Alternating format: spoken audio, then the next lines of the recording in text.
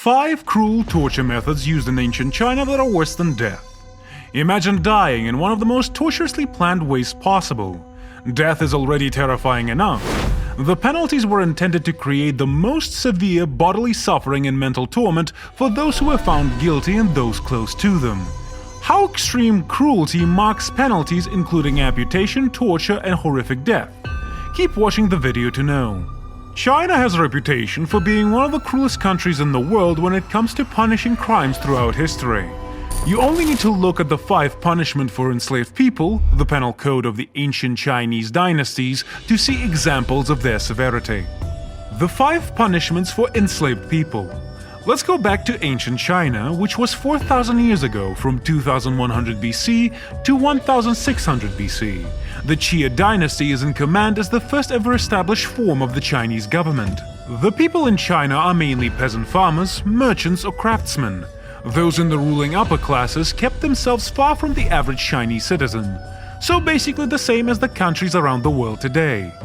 A government needs a way to punish its people for wrongdoing, so the Chinese government set out a series of capital punishments for crimes committed as the 5 punishments of the slaves. Unlike today, this term didn't refer to slaves as we understand it to, but to any male in the Chinese Empire. That should give you a good idea of what the Chinese ruling class thought of its subjects. But before we get into what these punishments were, make sure you subscribe to our channel, History of Torture. So, what were the 5 punishments for enslaved people? Punishment 1. Mo or Queen. Face and head tattoos. This punishment was considered particularly cruel in ancient China. It was believed that if your skin was marked, you were no longer quite human. This, coupled with the inevitable shunning from a law-abiding society, made this punishment cruel and ostracizing. Tattooing was the first and easiest of the 5 punishments.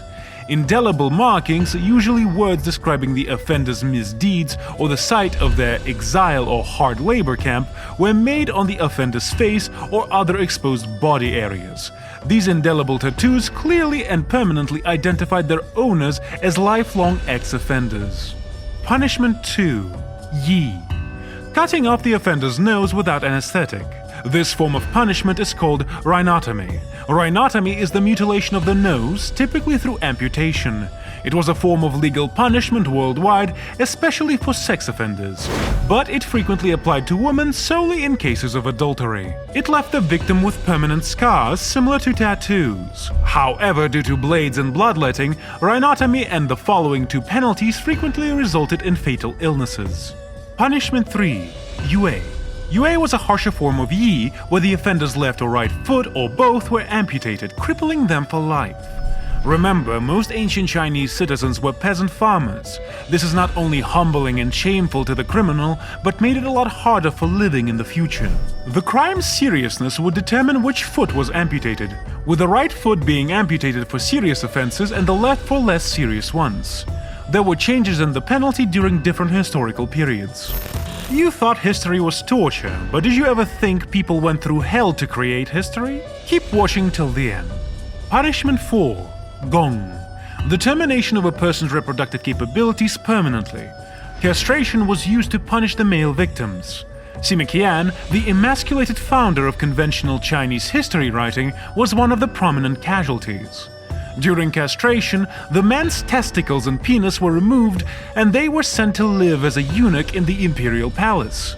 This punishment was most commonly used for those caught in indecent behavior or those trying to incite rebellion. Female victims of gong penalties may have had their abdomens pounded with a heavy stick to cause harm to their womb. Punishment 5. Da Pi. The death sentence, Da Pi, was the severest punishment. Let's pause here for a minute and talk about the different methods of execution the ancient Chinese used for Da Pi. But, fair warning, they were often extensive and brutal. The way of sentencing someone to death in China were creative and horrifying.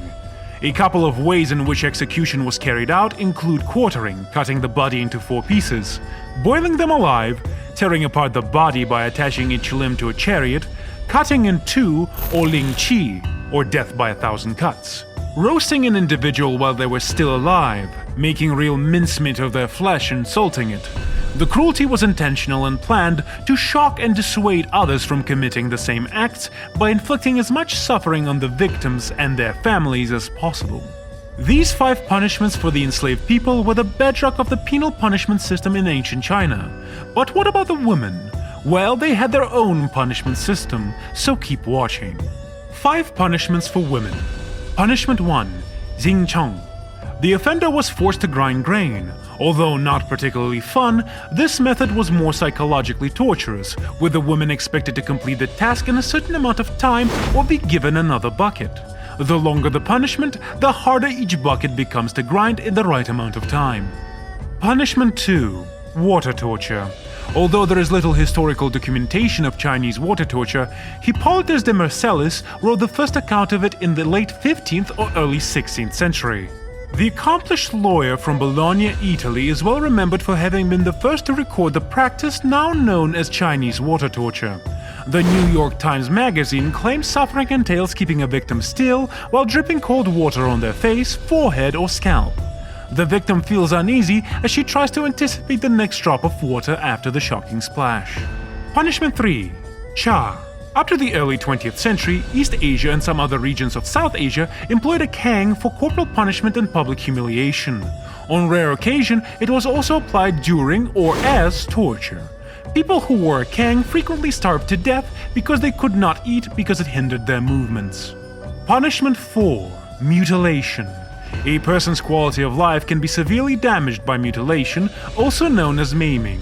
It can also describe changes that make something inferior, unsightly, broken, or flawed.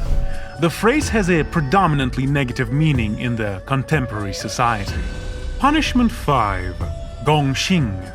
Like the 4th penal punishment of man, gong, or castration, this punishment was given to women guilty of adultery or lascivious behavior. Still, instead of castration, the women were confined to a small room with no food until they either outlived their punishment or died of starvation. Pretty gruesome all around. But as the dynasties changed and crept closer to the modern day, so did the 5 disciplines for enslaved people. Although the original brutal methods continued for over 2,000 years through the Shang, Zhou, and Jing dynasties, they were eventually abolished during the reign of the Emperor Wen of Hong, which lasted from 203 BC to 157 BC. In the Western Han dynasty and later replaced by the less cruel serfs. The Emperor Han of Wen was allegedly persuaded to alter the 5 punishments for enslaved people by Shang Tang, the daughter of a high-ranking official Chang, who applied to the emperor directly after her father's wrongful conviction for the death of a noble woman. And with that, we're wrapping up with today's video. Let's make sure you guys smash that subscribe button with all of your might so that you get updated every time there is a new video on history of torture. And I'll see you in the next one.